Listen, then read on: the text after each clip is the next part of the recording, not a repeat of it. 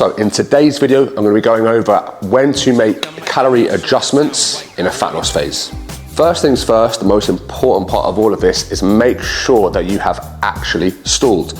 So many people will weigh the same, 3 days in a row, hit panic mode, drop their calories, increase cardio and go crazy, okay? You need to make sure you have stalled. And to do that, it's not just from scale weight, it's pictures have stalled, no change in pictures, measurements have stalled, and it's at least 10 to 14 days of no progress. Once you hit that 14-day mark, you have my permission to make some changes. So first things first, obviously with losing body fat is we need to be in a negative energy balance. Everybody knows that, and there are multiple ways to do this. It's not just calories. The changes we make can come from training intensity, step count, different types of cardio, and then decreasing food. Ideally, that one comes last, okay? So let's just take your average male, for example. Let's say he's eating 2,000 calories a day, he's training 3 times per week, he's doing 20 minutes of cardio 3 times a week, 60 minutes of cardio, and he's walking 8,000 steps per day. It has been, 10 days, no visual change, no scale weight change, and it's time to make some changes.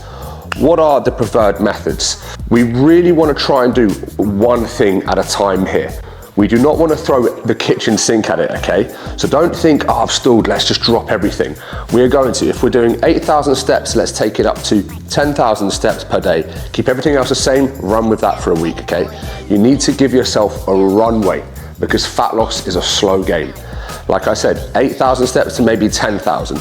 You could take cardio from 20 minutes to 25 minutes per session. So you go from 60 minutes a week to 75 minutes per week. You can change the intensity of your training. Start adding in some drop sets, some supersets, any form of intensifier to increase your calorie burn during your training. And then lastly, we could maybe have a drop from 2,000 to 1,750. And that would come from carbohydrates and fats because protein would always remain consistent, okay? Too many people just completely freak out when their weight stalls and everything just gets thrown at once. Remember, we are always playing the long game with fat loss, okay? Change one thing at a time, leave as many tools in your fat loss toolbox as possible. That way you can continue to make progress long term.